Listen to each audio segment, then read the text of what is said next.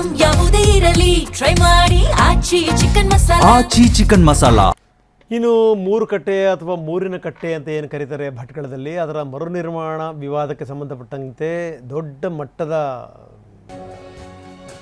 ಈ ಬೂದಿ ಮುಚ್ಚಿದ ಕೆಂಡದ ರೀತಿಯ ವಾತಾವರಣ ಸೃಷ್ಟಿಯಾಗಿದೆ. ಹಿಂದೂ ಪರ ಸಂಘಟನೆಗಳು ಪ್ರತಿಭಟನೆ ಮಾಡುವಂಥ ಸಾಧ್ಯತೆಗಳಿದೆ. ಈ ಕುಮಟಾ ಪಟ್ಟಣ ಮತ್ತು ಈ ಕಡೆ ಭಾಗದಲ್ಲಿ ಪ್ರಮುಖವಾಗಿರುವಂಥ ಪ್ರದೇಶ ಇದು. 3 ದಿನಗಳ ಕಾಲ ನಿಷೇಧಾಜ್ಞೆ ಜಾರಿಗೊಳಿಸಲಾಗಿದೆ. ಇಲ್ಲಿ ಅದನ್ನು ತೆರವು ಮಾಡಲಾಗಿತ್ತು. ಅದಾದ ಮೇಲೆ ಕಟ್ಟಿಕೊಡ್ತೀವಿ ಅನ್ನುವಂಥ ಭರವಸೆಯನ್ನು ಕೊಡಲಾಗಿತ್ತು. ಅದಾದಮೇಲೆ ಕಟ್ಟಿರಲಿಲ್ಲ. ಹೀಗಾಗಿ ಏನು ಅಂತಂದರೆ ಒಂದಷ್ಟು ಜನ ಈ ಹಿಂದೂ ಯುವಕರು ಸೇರಿಕೊಂಡು ನಿನ್ನೆ ಆ ಕಟ್ಟೆ ಕಟ್ಟುವಂಥ ಪ್ರಯತ್ನವನ್ನು ಮಾಡಿದರು. ಅದಕ್ಕೆ ಈ ಮುಸ್ಲಿಂ ಸಂಘಟನೆಯವರು ವಿರೋಧ ವ್ಯಕ್ತಪಡಿಸಿದರು. ಉದ್ವಿಗ್ನ ವಾತಾವರಣ ಸೃಷ್ಟಿಯಾಗಿದೆ. ನಾವು ತೋರಿಸ್ತಾ ಇದ್ದೀವಿ ಆ ದೃಶ್ಯಾವಳಿಗಳನ್ನು.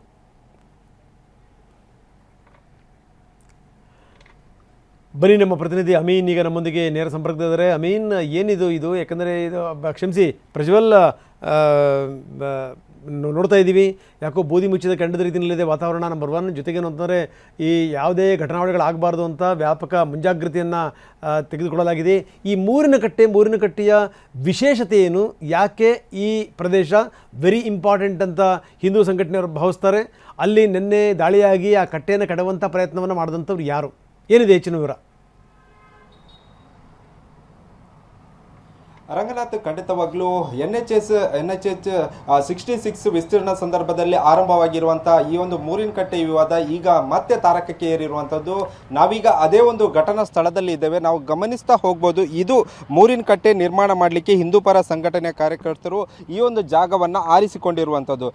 NH 66 66 ವಿಸ್ತೀರ್ಣ ಸಂದರ್ಭದಲ್ಲಿ ಈ ಒಂದು ಮೂರಿನ ಕಟ್ಟೆಯನ್ನು ರಸ್ತೆ ಮಧ್ಯಭಾಗದಲ್ಲಿದ್ದನ್ನು ತೆರವುಗೊಳಿಸಲಾಗುತ್ತೆ. ಅದರ ಸಂದರ್ಭದಲ್ಲಿ ಹಿಂದೂ ಪರ ಸಂಘಟನೆಯ ಕಾರ್ಯಕರ್ತರು ಈ ಒಂದು ಮೂರಿನ ಕಟ್ಟೆಯನ್ನ ಇದೇ ಒಂದು ಸ್ಥಳದಲ್ಲಿ ನಿರ್ಮಾಣ ಮಾಡಬೇಕೆಂಬುದನ್ನು ಇಲ್ಲಿಯ ಅಧಿಕಾರಿಗಳಿಗಾಗಿ ಜಿಲ್ಲಾಡಳಿತಕ್ಕೆ ಮನವಿಯನ್ನ ಮಾಡಿದ್ರು. ಅದೇ ಮನವಿಗೆ ಅಧಿಕಾರಿಗಳು ಸ್ಪಂದಿಸದ ಕಾರಣ ಹಿಂದೂ ಸಂಘಟನೆ ಕಾರ್ಯಕರ್ತರು ಇದೇ ಒಂದು ಜಾಗದಲ್ಲಿ ಮೂರಿನ ಕಟ್ಟೆಯನ್ನ ನಿರ್ಮಾಣ ಮಾಡ್ತಾರೆ. ಈ ಒಂದು ಮೂರಿನ ಕಟ್ಟೆಯ ವಿಶೇಷತೆ ಏನಂದ್ರೆ, ಸಾವಿರಾರು ವರ್ಷಗಳ ಇತಿಹಾಸ ಇರುವಂತಹ ಈ ಒಂದು ಮೂರಿನ ಕಟ್ಟೆಯಲ್ಲಿ